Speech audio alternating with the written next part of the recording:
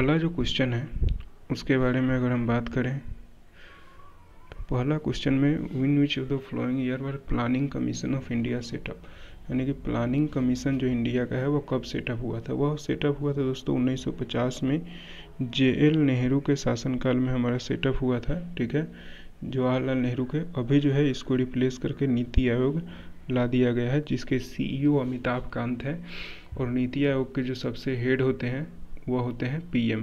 ठीक है, उसके बाद बात करें दोस्तों बाघपीरा पीच की।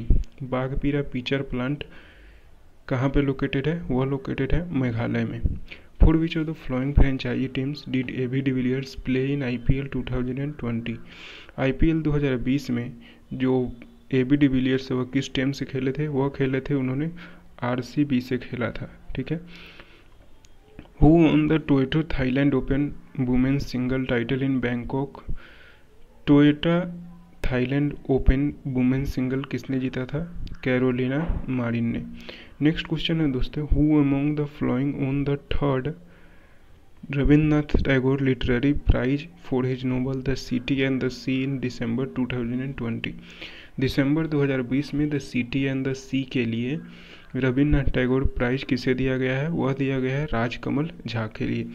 ऐसा पूछ लिया जाता है दोस्तों कि कौन सा प्राइज किस क्षेत्र में दिया जाता है, तो आप याद रखेंगे कि रविन्द्रनाथ टैगोर प्राइज जो है वह दिया जाता है। ठीक है, नेक्स्ट बात कर लेते हैं। In Leh the first ever ice cycling festival was celebrated in dash valley in January 2021। Leh जो लद्दाख अभी सेपरेट हुआ है जम्मू कश्मीर से 2019 में, उसके किस घाटी पे आइस क्लाइंबिंग फेस्टिवल मनाया गया? तो वह मनाया गया दोस्तों नुब्रा में। ठीक है, in which of the following in which of the following is not a town city coast of India? West coast of India नहीं है, यानी कि अगर आप इंडिया की बात करें, ठीक है, इंडिया की बात करें दोस्तों, तो यह ईस्ट कोस्ट है, यह वेस्ट कोस्ट है। तो पूछ रहा है कौन सा वेस्ट कोस्ट नहीं है, तो वह है गोपालपुर। विच of the flowing places is known for famous for copper mine? Copper mine के लिए कौन सा प्लेस फेमस है?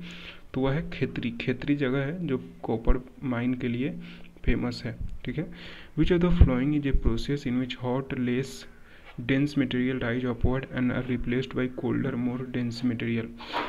कन्वेक्शन प्रोसेस है जिसमें क्या होता है, जो गर्म मटेरियल होता है वो ऊपर जाता है और रिप्लेस होता है नीचे से। ठीक है, नेक्स्ट बात करें दोस्तों तो Gurudwara Patalpur Sahib is situated on the bank of river, यानी कि किस रिवर के बैंक पे पतलपुरी साहिब गुरुद्वारा जो है वह सिचुएटेड है? वह सिचुएटेड है दोस्तों सतलज नदी के इस पे। ठीक है, नेक्स्ट बात कर लेते हैं, हु अमंग द फ्लोइंग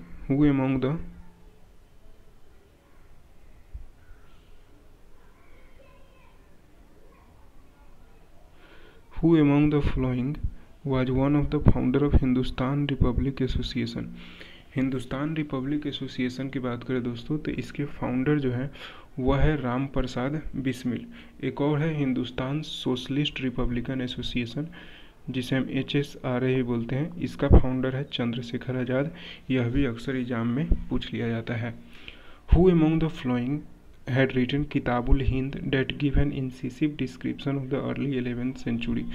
11वीं शताब्दी की डिस्क्रिप्शन जिस बुक से मिलती है दोस्तों वह बुक है हमारा किताबुल हिंद। ठीक है, किताबुल हिंद जो है वह लिखा गया था आपका अल-बरूनी के द्वारा। ठीक है, वह किसके द्वारा लिखा गया था? अल-बरूनी के द्वारा। Which of the following statement about Swami Dayanand Saraswati is not correct? Swami Dayanand Saraswati आपको मालूम होगा किस चीज़ के फाउंडर हैं? दयानंद सरस्वती जो है वह आर्य समाज के फाउंडर हैं। ठीक है, आर्य समाज के फाउंडर हैं स्वामी दयानंद सरस्वती। ठीक है, आर्य समाज के फाउंडर हैं।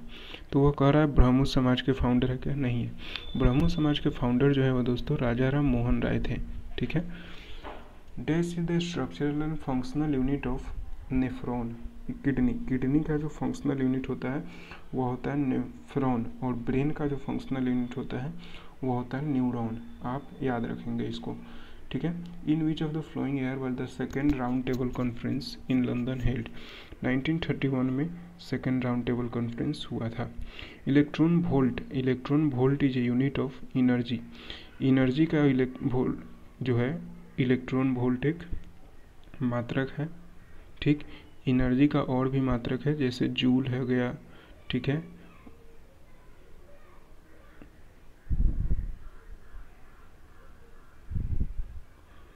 नेक्स्ट हम बात करें दोस्तों, इन 17 दिसंबर 2020 ministry of home affairs declared the entire state dash of A distributed area for 6 months under the armed forces.